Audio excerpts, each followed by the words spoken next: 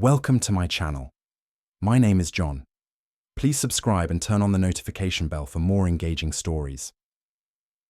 Meet Jake Wilson, a 54-year-old senior systems analyst who had dedicated nearly 2 decades of his life to Meridian Technologies in Columbus, Ohio.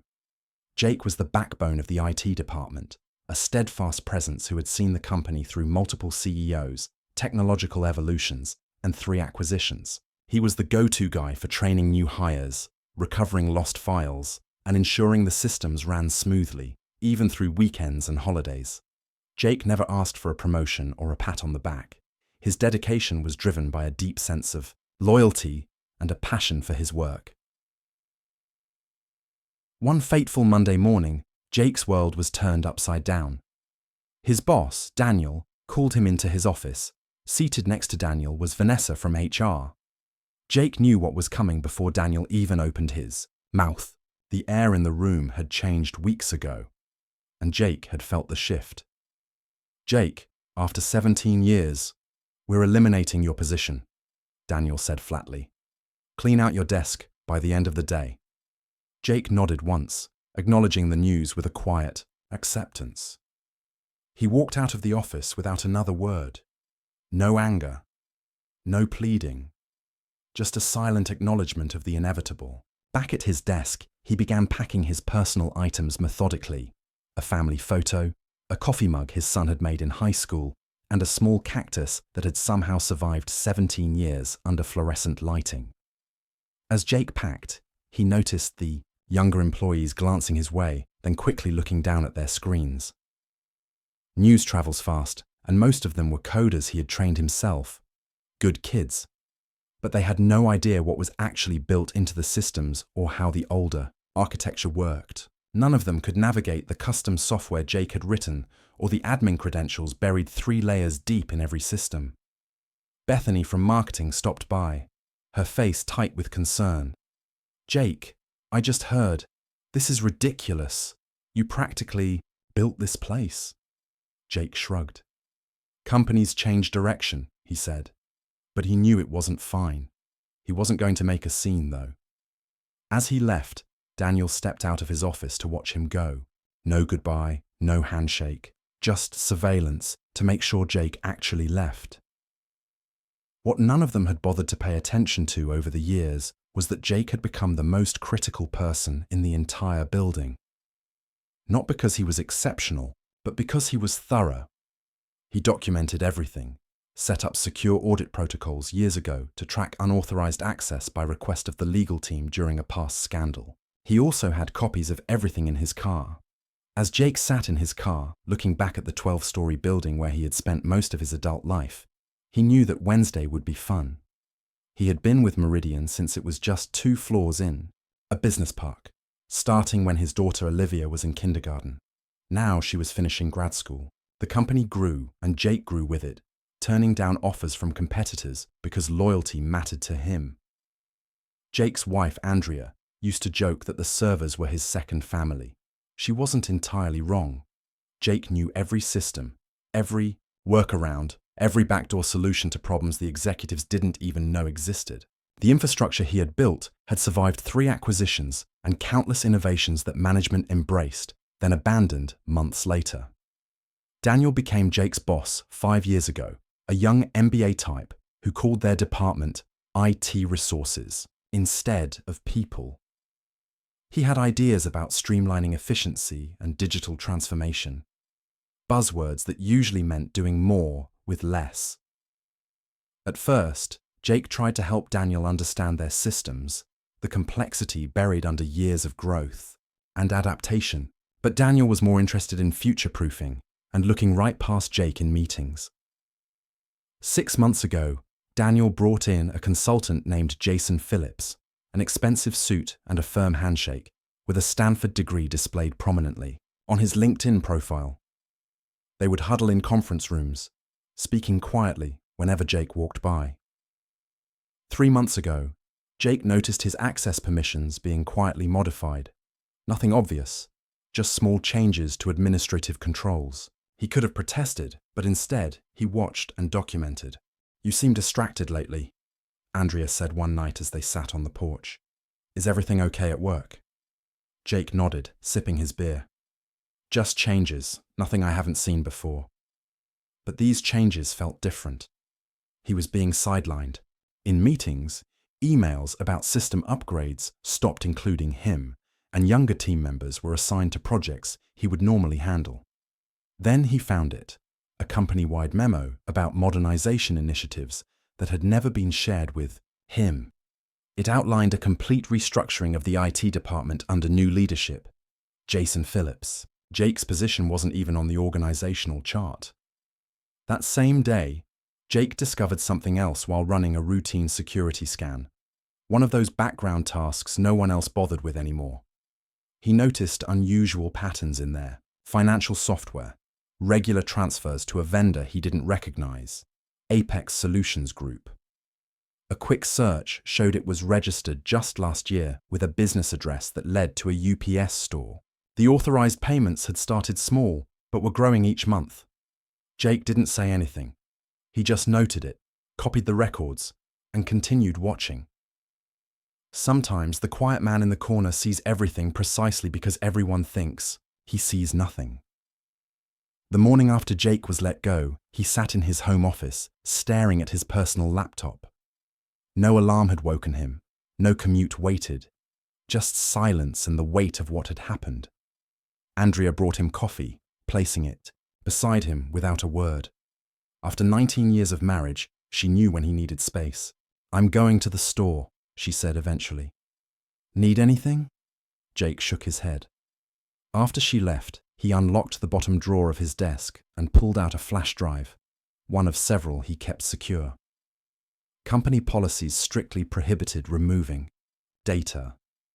But years ago, when the legal team needed an audit system for tracking potential insider threats, Jake had been clear about needing off-site backups. They had signed off on it, then promptly forgotten. Jake plugged in the flash drive and began reviewing the files.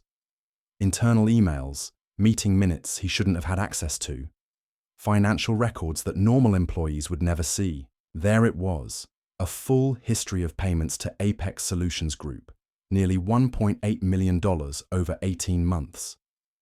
The approval chain led directly to their CFO, Brian Wilcox. Jake dug deeper, cross-referencing dates and figures until the pattern emerged. The payments aligned perfectly with a series of software license renewals for systems they used company-wide, but the amounts were inflated, sometimes by 15%, sometimes by 20%. Small enough not to raise immediate flags, large enough to add up. Jake pulled up the business registration for Apex Solutions Group. The listed owner was Thomas Wilcox. A quick social media search confirmed what Jake suspected. Brian's brother-in-law. They were siphoning company funds through fake markups on legitimate expenses. Jake leaned back in his chair, feeling something shift inside him. Not anger, exactly. Something colder, more focused. For 17 years, he had solved problems, fixed systems, protected data. He had been the reliable one, the steady presence who never caused waves, and they discarded him like outdated hardware. Jake's phone buzzed with a text from Stephen, a junior analyst he had mentored over the past 2 years. "Sorry about yesterday. Total BS what they did. Phillips is already moving into your old office." Jake set the phone down without responding. The pieces all fit now. Daniel and the CFO needed him gone before anyone could connect the dots on their scheme. They probably thought the evidence would disappear with him, that he was just some aging tech guy who didn't understand modern finance. Jake opened his email and began drafting a message to the board of directors, then stopped, his finger hovering over the send button. Too direct, too easy to dismiss as the bitter accusations of a fired employee. He needed leverage, precision, a way to expose the fraud that couldn't be ignored or covered up.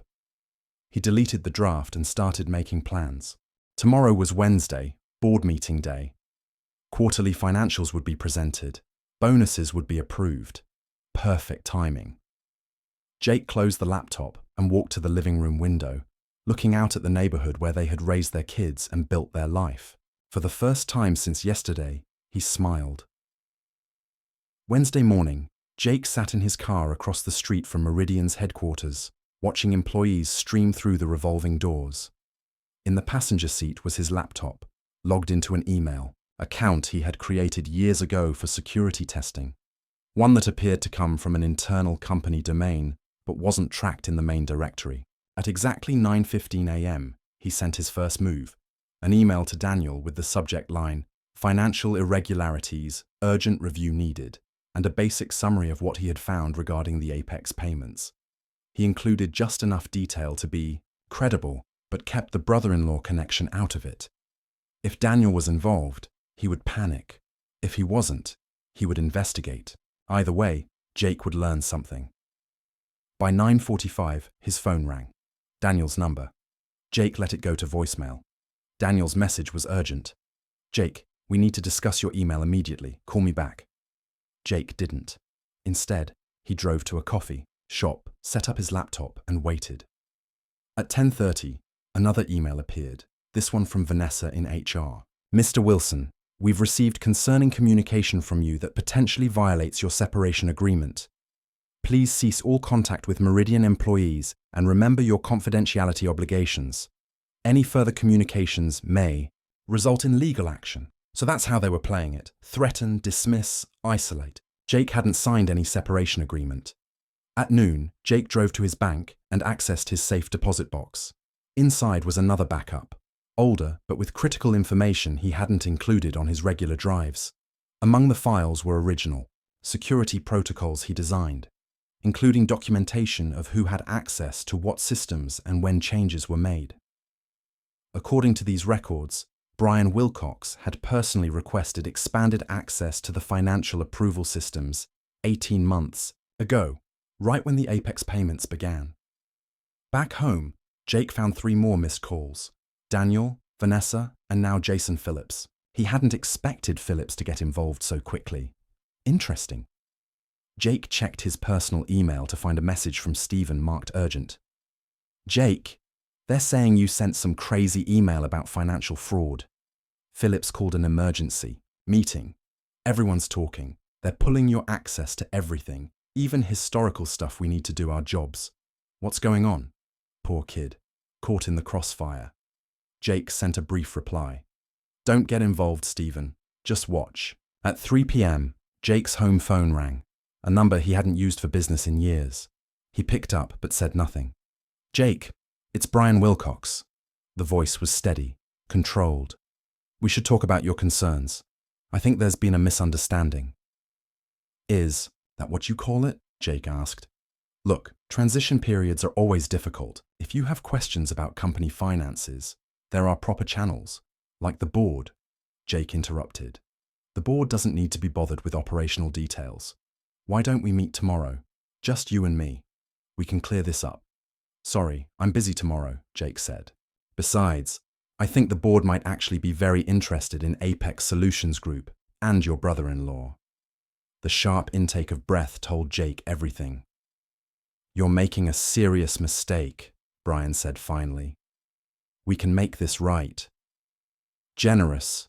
Severance, references, whatever you need." "Goodbye, Brian," Jake said, and hung up. Within 10 minutes, Vanessa emailed again. Suddenly, Jake's severance package had doubled, with an attached agreement requiring his complete confidentiality regarding all company matters. They were scrambling now, but they still thought they were dealing with a simple extortion attempt. They had no idea what was coming. Thursday morning brought clarity and confirmation. Jake had spent the night combing through years of data, connecting dots he had previously overlooked. The Apex scheme wasn't Brian's first creative accounting project. 3 years ago, shortly after he became CFO, another pattern emerged: consulting fees to a firm called Lakeside Business Solutions. Different name, same game. Inflated invoices for services partially or never rendered. Jake traced the registration for Lakeside. This one led to Patricia Wilcox, Brian's wife. The woman was apparently the CEO of a company that had no website, no employees, and a virtual office address. But the bigger revelation came when Jake dug into email archives. Daniel hadn't just been aware of these arrangements, he had helped facilitate them.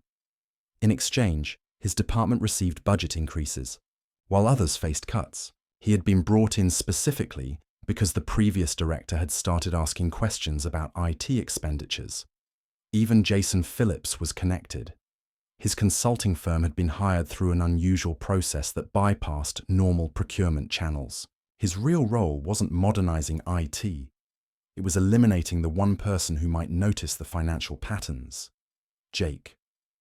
The scheme was elegant in its simplicity.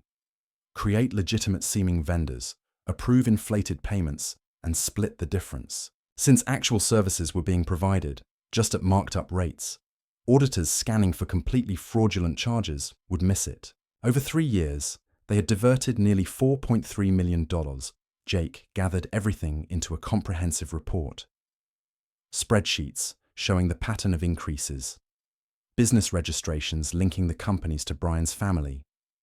Email exchanges showing Daniel's knowledge and participation. Then he did something they wouldn't expect. He contacted Robert Chen, a board member he had worked with years ago during a security implementation. Robert was semi-retired now, but still attended quarterly meetings. "Jake Wilson," Robert said, answering on the second ring. "Long time. Heard. You left Meridian." "Not by choice," Jake replied. "Robert, I need 15 minutes of your time. It's important." Silence then. This about why Brian and Daniel have been huddled together looking stressed. Board meeting was tense yesterday. Robert chuckled. "Always figured you knew where the bodies were buried." "Where can we meet?" Jake asked. An hour later, they sat in a park 3 miles from headquarters. Jake handed Robert a sealed envelope containing a printed summary and a flash drive. "That's everything," Jake said. "Dates, amounts, connections. I'm not looking for my job back. I'm not looking for money. I just want the right people to know." Robert studied Jake. "Why come to me?" "Because you actually read audit reports," Jake said. "I've watched you in meetings. You ask questions." Robert nodded slowly. "There's an emergency board session tomorrow. Finance committee review. Convenient timing, Jake." "I'm counting on it," Jake said as he walked back to his car. His phone buzzed, with a text from Andrea. "Someone named Jason Phillips came by the house looking for you. Said it was urgent. I told him you were out. They were getting desperate." "Good." That afternoon, Jake received job offers from 2 competing firms, both for positions well above his previous role, both offering substantial signing bonuses. Word had gotten around about his sudden availability. Jake ignored them for now. This wasn't about finding another job. It was about finishing what they had started. That night, using credentials that should have been revoked but weren't. Sloppy. Jake accessed the company's email server one last time and scheduled a message to be delivered to every board member at 8 a.m. tomorrow. The subject line read, "Before you approve Q2 bonuses, read this." Attached was his full report. Friday. Morning dawned clear and bright. Jake sat on his porch with coffee, watching the neighborhood wake up. No alarm clock, no commute, just waiting. At precisely 8 a.m., his scheduled email delivered its payload to the board members. By 8:17, his phone began to ring. Numbers he didn't recognize, likely board members' assistants scrambling to reach him. Jake let them all go to voicemail. At 9 a.m., the emergency finance committee meeting would begin. Robert Chen would be there with Jake's documentation in hand, watching reactions as Jake's email was discovered and discussed. At 9:32, Stephen texted, "Police are here. Wilcox and Daniel being questioned in conference rooms. Phillips looking sick. What did you do?" Jake didn't respond. The wheels were turning exactly as he had anticipated. By 10 a.m., Meridian's general counsel called. Unlike the others, Jake answered this one. "Mr. Wilson, this is Patricia Graves from Legal. We need you to come in immediately to discuss information you've provided to the board." "I'm available by phone," Jake replied. "This really requires an in-person discussion," Patricia said. "No, it doesn't," Jake interrupted calmly. "Everything I know is in that report. Everything I have is already backed up in multiple secure locations. If anything happens to me or my family, additional copies go to the SEC, IRS, and 3 news outlets." Silence. Mr. Wilson, Patricia finally said, her voice carefully measured. The board is taking this extremely seriously. They've already placed several executives on administrative leave pending investigation. They would appreciate your cooperation. I've cooperated fully by providing complete documentation, Jake said. My part is done. After she hung up, Jake drove to a diner 20 miles outside Columbus. No sense being easily found today. Over lunch, news began breaking on local business sites. Meridian Technologies, executives under investigation for financial irregularities. No names yet, but that would come. At 2 p.m., Robert Chen called. It's a bloodbath, he said without preamble. Brian confessed once we confronted him with your evidence, trying to cut a deal, blaming Daniel for pressuring him. Daniel's denying everything, and Phillips claims he was just a consultant who had no knowledge of financial matters. The board isn't buying it. We've suspended all three pending further investigation. The money. Forensic accountants are coming in Monday. Early estimates suggest at least $4.5 million diverted over 3 years, maybe more. Jake nodded to himself. He had been close. The board wants to talk to you, Robert continued. About coming back, not just to your old position. They're creating a new chief security officer role reporting directly to the board. Jake had anticipated this possibility, but still found himself surprised. I'll think about it, he said. That evening, Jake told Andrea everything. She listened without interrupting, then asked, "What do you want to do?" Good question. The revenge part was complete. The people who had pushed him out were themselves being pushed out, likely facing criminal charges.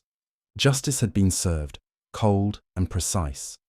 But returning to Meridian meant walking back into the place that had discarded him after 17 years of service. Could I do that? Did I want to? I need time to decide, Jake said, finally. Later that night, Jake opened his laptop one last time and posted a single message to his otherwise dormant LinkedIn profile. Never burn bridges. Just let them collapse under the weight of their own greed. Within minutes, former colleagues began reaching out. Word was spreading. The quiet systems guy had brought down 3 executives without raising his voice. By Monday, everyone would know exactly who they had underestimated. Monday morning, Jake walked into Meridian's headquarters, wearing a suit he hadn't needed in years. The security guard did a double take, then quickly printed him a visitor badge. "Welcome back, Mr. Wilson," he said with newfound respect. The elevator ride to the executive floor was quiet. Jake had never had reason to visit this level before. Now, he was expected in the boardroom. 10 board members sat around a polished table. Robert Chen nodded slightly as Jake entered. The interim CEO, previously the COO, looked uncomfortable.